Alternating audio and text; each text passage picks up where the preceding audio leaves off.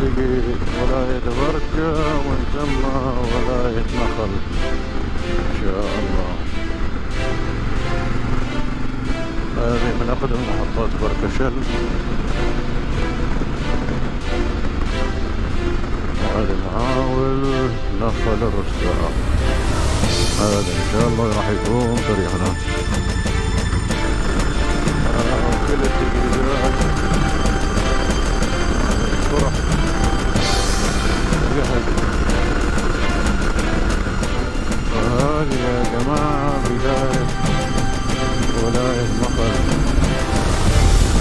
هذا هو دوار نخل الصغير، بس هذا الدوار عندي عدل فيه انه صغير تحت شوف نازل شوف، يعني واحد ما منتبه. يعني هذا المفروض يا يرفعونه يا يشيلونه، يسوي الشارات هنا افضل اتوقع. وفيها القلابة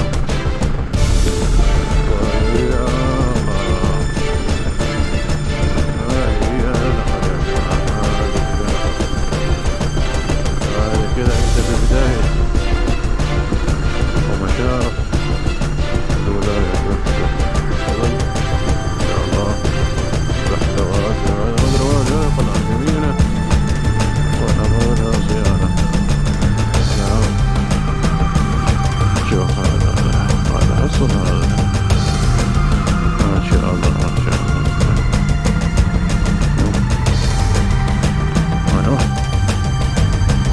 كذا كذا كذا كذا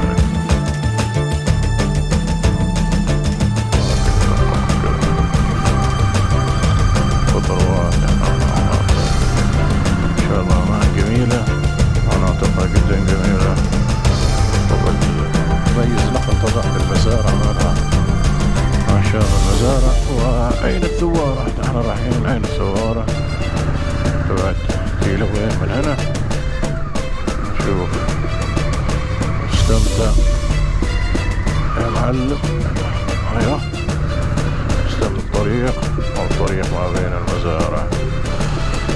جميل وبراد على الصيف. الله شوفوا روايح المزارع هذه الصبح شيء ثاني. الله الله الله الله. نسكر هذه الحشرات كما في وسط الطبيعة. هذه المزارع في حشرات طبعا.